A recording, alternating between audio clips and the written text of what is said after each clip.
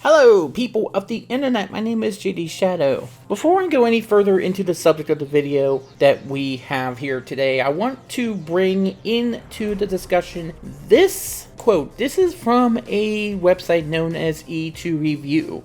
It is more of a centrist podcast, and I do want to bring this into the discussion because it is relevant to what we're about to talk about. In case you are not able to read it, it says, quote, misinformation is a big deal, but quote unquote liberal calls to crack down on misinformation often amount to little more than a demand that ideological opponents be silenced. The standards are applied unevenly. Articles of progressive faith are presented as almost unquestionable even where they lack empirical support or rely on shaky evidence. Meanwhile, similar behavior on the other side is labeled dangerous and ban-worthy. This is a bad combination. It's important that mad conspiracy theories don't go unchallenged and concerning that they spread so easily online.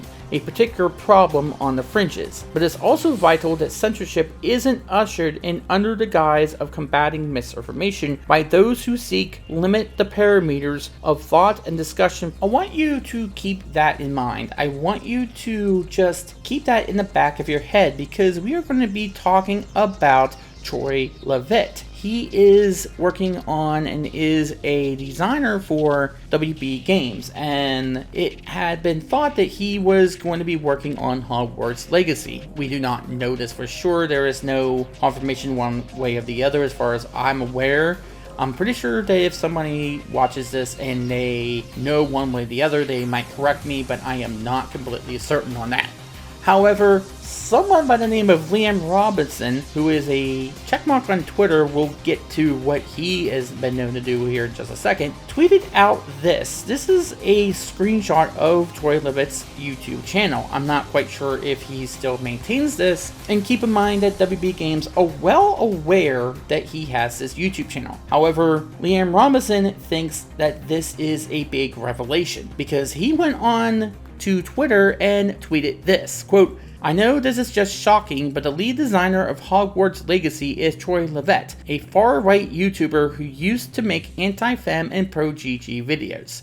And this is no secret, Troy Leavitt does have a link to his YouTube channel on his Twitter account. This is no big revelation. However, before we go any further, I want to stress what he's talking about here. First of all, I'm not quite sure what he's thinking is quote-quote far right. We have been seeing time and time again that the goalposts keep getting moved according to what people's opinions are, what the ideological differences are. Remember the quote that I had just read to you before we went into what Liam Robinson is attempting to do here, and we'll get to the other half of this here in just a second because this gets kind of slimy. However, the anti-feminism videos that he's mentioning are a little more than criticisms against Anita Sarkeesian, who we all know by now cannot take a criticism at all and thinks that any form of criticism whatsoever is harassment against her, and it seems to have worked because her fans buy it hook, line, and sinker. And the pro-GG vids, you probably know what GG is by now. I hesitate to say the name Gamergate in this video and in other videos I do because I know what just uttering the very name of it entails to people who know a lot about it. And yeah, there were some bad people in that, I'm not going to deny that. However, does that disqualify anybody from being allowed to talk about concerns they have with corporate bigwig hands getting in the middle of and meddling with journalistic integrity in order to have a financial advantage over those people who deserve the attention and deserve the praise and deserve the coverage? It is okay to cover your friends as long as you are disclosing that you are doing so. That's all there was to it. And it is unfair to lump those people who are generally concerned and will try to call out corporate meddling and nepotism in with those people who try to legitimately harass and to defame women online and in video game communities, whether it be in the developmental process or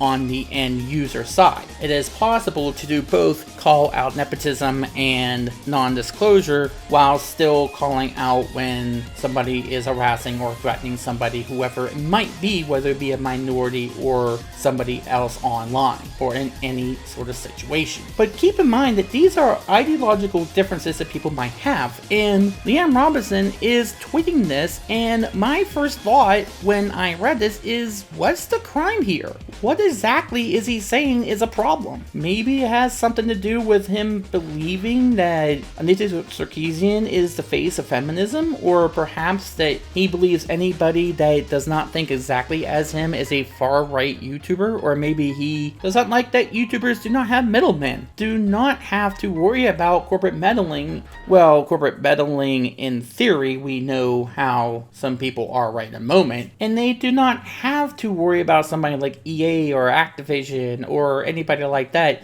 telling people that they have to cover this or that in a certain way and use certain language and everything in between. And one of the other crimes that they feel like this guy's committed is this particular video where he says it's okay to be a gamer. Again, what's the crime here? What is the whole problem that he has with him? I want to bring that to the attention. I want to bring that question up. What exactly is he saying is the crime here? That he's worried about nepotism and corporate meddling in video game journalism and journalism as a whole? It's been happening for years. It didn't start during that whole time. It has been going on well before that. It's happened well after that. And there are different brands of feminism that people believe are good, and there are some that people believe are going way too far and use tactics that are beyond the pale. In of itself, there's no real crime here, but think about this. Even if there was one, he needs to be a little bit less vague than this. He has to be a little more detailed about what his definitions are. What video did he see that was anti-feminism as a whole? What made him think that Troy Leavitt is a far-right YouTuber? Again, he didn't exactly hide it, Troy Leavitt didn't exactly hide it, so it shouldn't be that hard to locate which ones he's referring to. It shouldn't be that hard to go to a particular video and show us the particular video that he believes is committing the crime here. But even then, if that's all this was, we could just dismiss it as just somebody with a checkmark on Twitter trying to do what E2 Review is actually referring to. The idea that because this guy does not share the exact same viewpoint, the exact same ideological viewpoint as he does, he deserves to be silenced, and he is using any and all ways in order to try to silence him. But then comes this. This is where it gets kind of weird and kind of slimy. He then goes on to say, quote, "I want to make something clear here. I'm not trying to, quote unquote, cancel anyone. I just want to let people know this because I feel like it's something people might like to know before deciding whether to support this project. This is all public info and there for anyone to find." And Leavitt's In Defense of John Lasseter video, he discusses how Lasseter was personally nice to him when they worked together closely on the Cars 2 video game. He characterizes the Me Too movement as a moral panic and downplays Lasseter's many sexual harassment allegations essentially because he doesn't think any of them qualify as outright illegal, and he believes that they were less severe than Harvey Weinstein's. However, he claims that making this distinction within the climate of Me Too could cause him to be branded a rape apologist, and says, after all, I'm a white male myself, and so my mere existence is assumed to be part of the problem. So let's chalk in the whole idea that he wants to process for these Me Too allegations, which is not a bad thing to have, not a bad thing in order to address.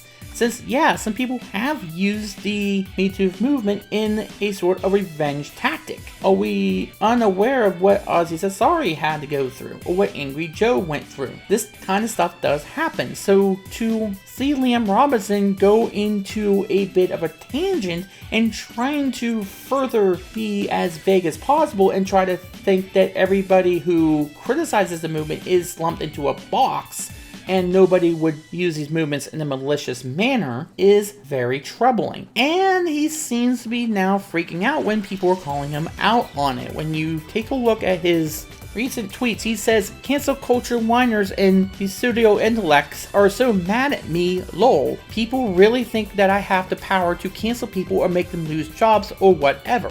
I have a very small following and do not care for such frivolous nonsense. I think it's very telling how so many people make the leap from me pointing out facts to you're trying to destroy someone's life. It comes off as such obvious projection. Not everyone's goal is to completely destroy others, you sociopaths. By their own definition, they're making entire videos on my tweets is cancel culture, laughing my A off.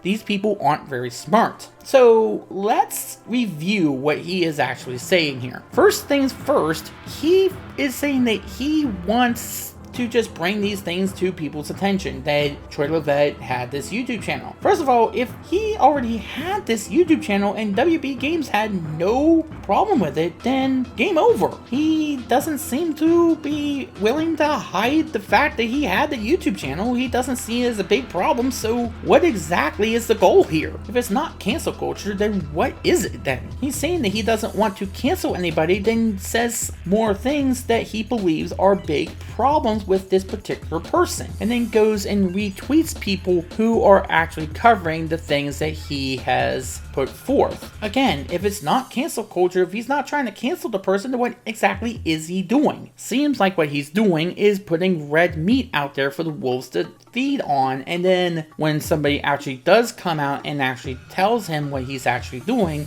he's saying, oh well, my hands are clean. I didn't actually say that I wanted to cancel this person. I just put stuff out there so other people can do it. Yeah, let's get off of it. We all know what he's trying to pull here. And no one is actually going to where you work and telling you that you are worthy of getting fired. Who is doing that? No one is going to your places of employment, Liam, and saying, hey, you should get rid of this guy.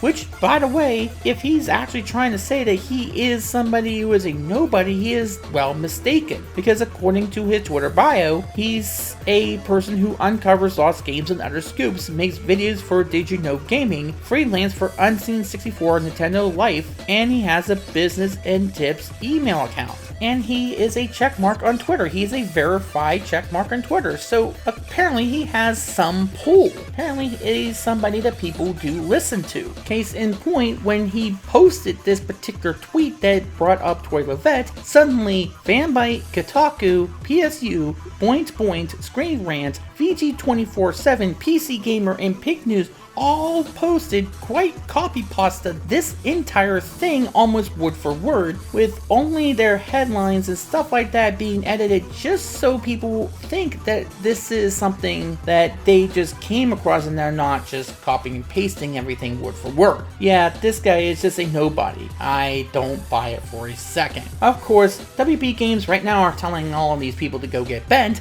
and of course they are telling Troy Leavitt full speed ahead here. Of course, that could change in the coming days as all this pressure is starting to try to crack the pipes here. But I want to highlight a bigger problem we have going on here. And I want to go back to what I had read when we began this whole thing. The E2 review, misinformation is a big deal, but the cracking down information often amounts to little more than demand for that ideological opponents be silenced. To Liam Robinson, Troy Leavitt is just an ideological opponent, and a very small one at that. He's calling him a far-right YouTuber, but what does that mean to him? Does that actually mean that he is just to the right of him? What does it mean to be anti-feminism in his mind? What it is to be a pro whatever word it is to him? What does that even mean to him? And if you can see through his tweets, he's obviously trying to silence him while trying to keep his hands clean at the same time. And it's obviously working. If all it takes to cancel someone is to be against one particular person and just criticizing a particular person, or to call out corporate greed and corporate meddling in journalism, then then we are in a big problem, and this keeps happening. Case in point, ResetEra, in which now Troy Leavitt is the latest victim in their constant attacking and canceling of everybody while thinking that this is a good thing for them to do. ResetEra is the #1 enemy of gaming, ladies and gentlemen. These are the people who we have said time and time again are a very black eye on the gaming industry right now. They do not care about what anybody thinks of them. If anybody criticizes them, they go off the rails. They constantly try to deplatform people